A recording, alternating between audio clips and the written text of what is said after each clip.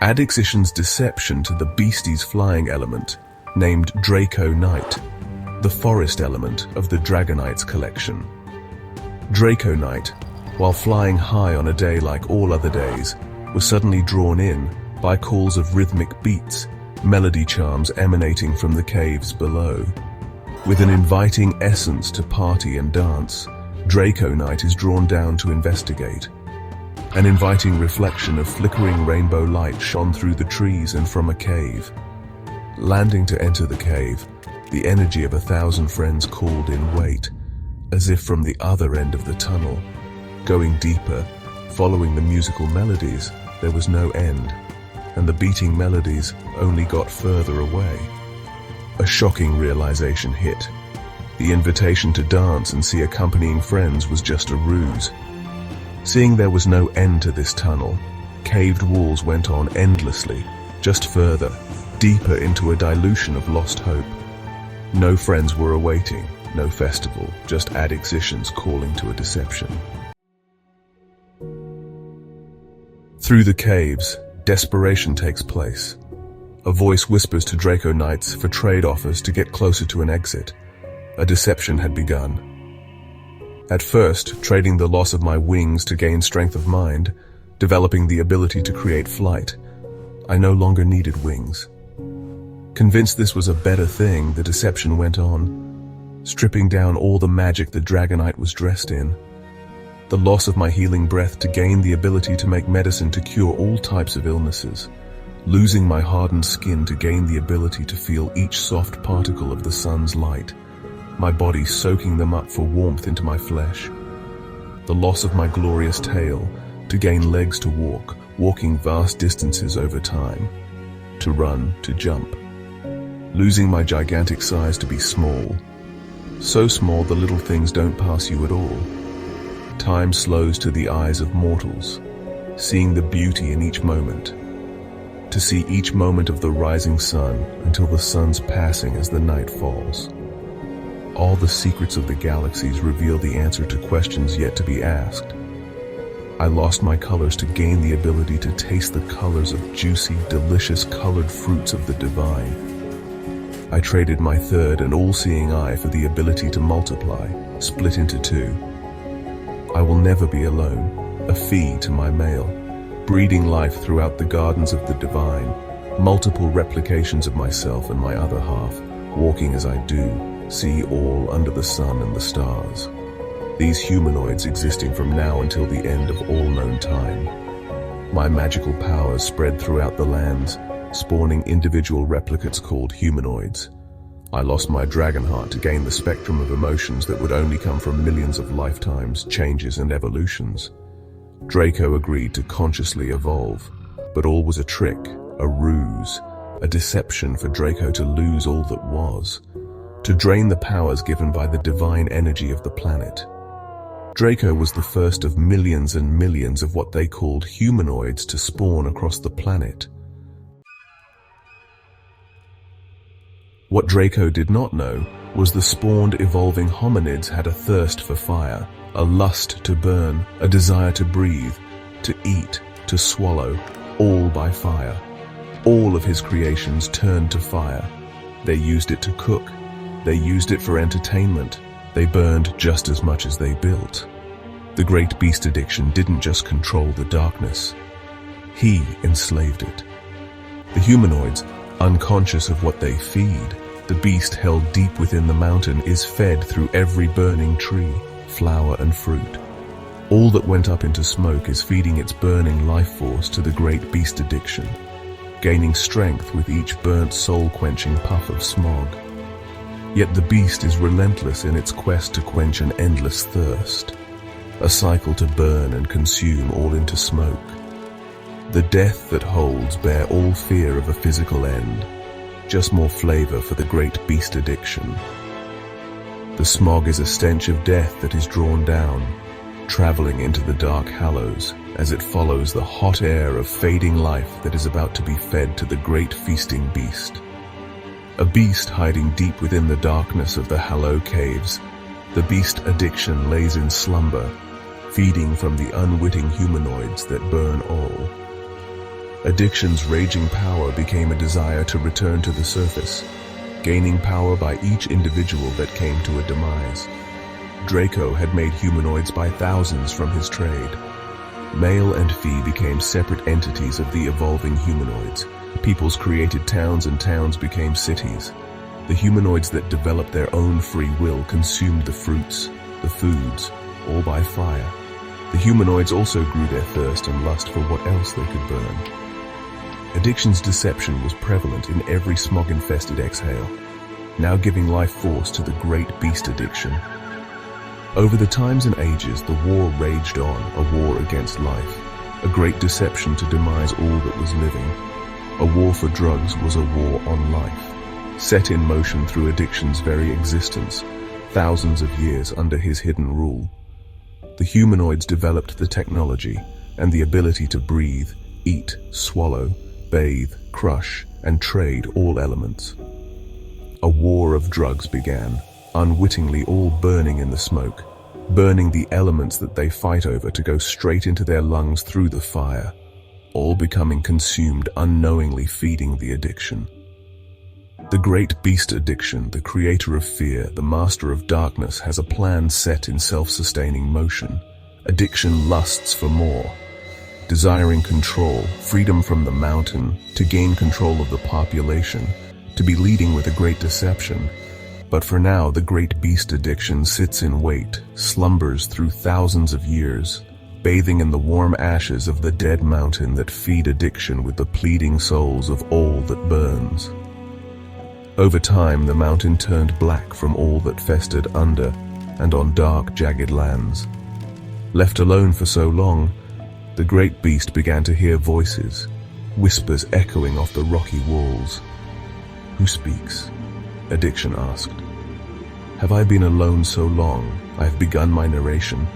I hear you speak, inside my head or within these walls. I hear you speak for me.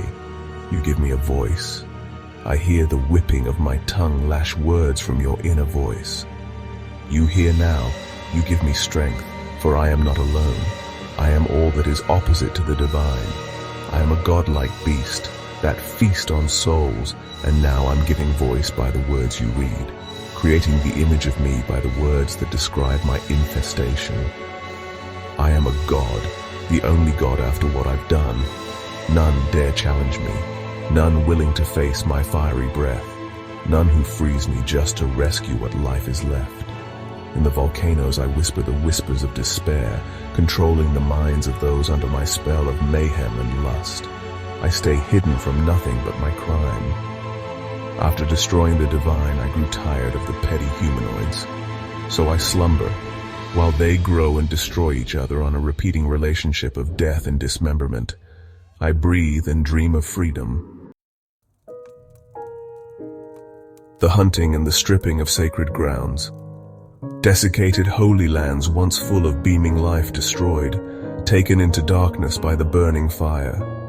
For what burns into the mouth of humanoids feeds the fear to forgotten beasts that dwell in the back of all human minds. Walls built into facilities over hundreds of years, fences erected, stripping the divine over time, stripped, cut, quartered, halved, divided, weighed, made into all pastel colors and put into packages that are traded for profit. Profit from these former elements of divine life. Harvesting stolen branches of the lover's tree, crystal rock coves brought into rubble. The war changed everything. Evolution of an individual stripped of what he once was. Chapter 5. A Hero's Journey. Drayco finds a way to triumph, gaining stability, respect, and self-dignity. Admired for his courage and sacrifice, a warrior's soul passed on through the generations of Drayco and Fee. When the last crystal moss-covered DMT tree was slayed, the cut branches bled light. The silent screams of unspoken wisdom falling to its end, cut to be consumed. Like hungry beasts, they gorge and growl, laughing with drunken power, their bellies full of the roasted flesh of what once was the sun-born tree. The remaining body carried off to the dwellings of the now corrupted and disfigured humanoids. These humanoids are now so distant from what was used to describe humanoids, they gained a name of their own. The Orc-Ricei were an outcast branch of humanoids that evolved into a demonic force, infested with the likings of addiction, servants to the will of darkness, enemies of the light that grew by the trillions, shadows cast across the lands. However, in this one spot, in this very section where the sun-born tree once stood, the sun dare not enter, bending its beams around every former branch. Where there were once leaves, a trunk, sparking up where the eternal light, where the sun-born, moss-covered tree of life once stood. Every glimmered in reflective light, an imitation of what once was. The rays of light giving life to all its surroundings, a shadow of light emanated all in its cast. The silhouette of its canopy so bright, it was visible both day and far in the night. This is in tribute for what once was the sun-born tree of life. Even the sun was offended by the thoughtlessness and the destruction of such life. So the sun did not dare to beam its light through what was standing, instead creating an indestructible tribute to a beauty using pure light. The monsters that had evolved within the mountains were not the only beings to evolve. Such diversity comes from the pressure to survive. Sections set, people divided, the island of isolation, hidden gardens of beauty and people who care for them, humanoids connected to the divine. Secrets lay dormant, people found light. Some humans formed life.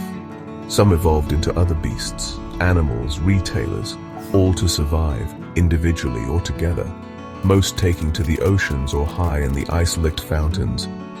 Humanoids evolved into all matters that could lead to survival. But for those on land, a long battle that waged war on all that was known. The living consciously evolving and being a mother to all, including the humanoids. And so some humanoids grew with and evolved with the light of living. Evidence of this was the air beneath every wing of every bat and every bird. 5 fingers changed into wings over time. The wild stallions that run free had eyes that reflect a humanoid soul. Even the memory of an elephant cannot remember past lives of being something else like a humanoid. Even so, time has made changes. Some evidence remains, as the bones of whales still hold an inner frame that resembles a humanoid. However, evolution makes changes to survive in its environment, such as the bones of living giant whales having the ability to collapse and expand, to be able to dive deep down out of reach, down to where no human-like beings could go, no humanoids to expand the destructive empires teach, as the ocean was the now last place of refuge from war's devastation. These entities growing so vastly different from the humanoids, they have forgotten they once came from the same speckles of space dust. All particles had one thing in common, lusting for life. The humanoid species separated, divided. Many life forms took on different paths to evolve and survive the calamities of inevitable change. Each humanoid had the memories and abilities deep within the cells of blood, flesh, and bone, memories passed down from generation to the offspring of what evolved to come forth. A memory, not in the mind, not in a soul, but in the fibers that make the collection of matter a mass. The blood that flowed via a beating heart, and each blood cell was a microscopic shadow of the creature's bloodline and every evolving past, gifts from a forgotten past. Skills once used now and stored away in the deoxyribonucleic acid that flows through the bodies to protect, survive, assist to further evolving or retain a skill required to ensure the survival of the body's foremost precious commodity, the tiny worlds of cells that tell a past to present, not evident by visual presentation. A world of evolving bloodlines stay undisclosed. With the unpredictability of survival, some lived by the moon's light, some moved into the light of the living sun rays. Some and most took new forms, unpredictable change occurring, for the use of free will gave choice to consciously evolve. Evolve to different areas of survival, evolve to exist where nothing else could, evolving further and further away from a form that was once human, to evolve into something that turned into things, things that made quite different beings, creatures and entities. The humanoids multiply like rain tree mushrooms, popping up and spreading vast and wide, reaching the planet's corners. Roaming with free will, they were driven and able, evolving for survival and creating lands for living. A diverse variety of life has arisen after so much devastation. Some becoming accustomed to their surroundings. Some evolved to join the sea. Some evolved to live high in the trees. Some changed in such a way they no longer resemble anything of a humanoid. Every atom changed in time, replaced, and each new collection of atoms slightly more evolved. However, the traces, elements, evidence of the original remains deep within the DNA. The extensions to survival from this evolution, the anomalies are robbed of the physical memories of their former self.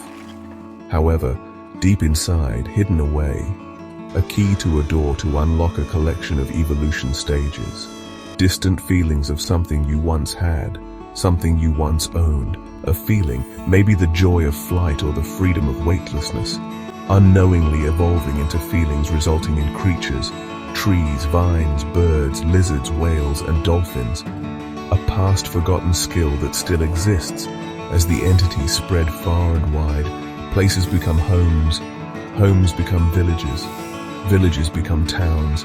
Everything that is seen has come to be with change and the assistance of time, a time during which all lived in harmony. But not all wanted harmony, and to live with grace. And so, from the dark mountains, darkness spewed, feeding its inhabitants from base to its very heights. The dark mountains covered in horns of jagged stone, within and rising to above a lava river runs hot, with steam breathing life into the darkness of evil dreams. These souls evolved in this darkness, raised in the thick poisonous smog, their hunger insatiable, their appetite a drive, a crave, a desire to burn, consume, breathing in all for survival, inhaling the life force of anything that came forth, consumed in a fiery death of smog and ash. A flash of lava's light and a soul is consumed before one's sight. Unsatisfied, they find anything to consume, everything turned to fire, ash, and smog to feed this desire. For even driftwood of sticks and twigs were not inconsumable, for all can be turned to flames, and its life force eaten via smog and ashes breathed in and exhaled, each exhale feeding a greater fear, a hidden villain within the mountain who had grander plans with greater desires, who had a plan in motion, a plan of deception, and its armies were arising. The mindless monsters called L.O.T.R, joined by demented, hairless, wolf-like creatures and titan giants made of molten magma. These beasts and many other beings, things unseen that now haunt the dark dwellings of the Black Mountain, all hungry, ready to consume anything in sight, caving, cutting, shaving, crushing, consuming crystals, rocks, logs, and bark. Anything washed ashore, lost from the waters filled with poisons of gas.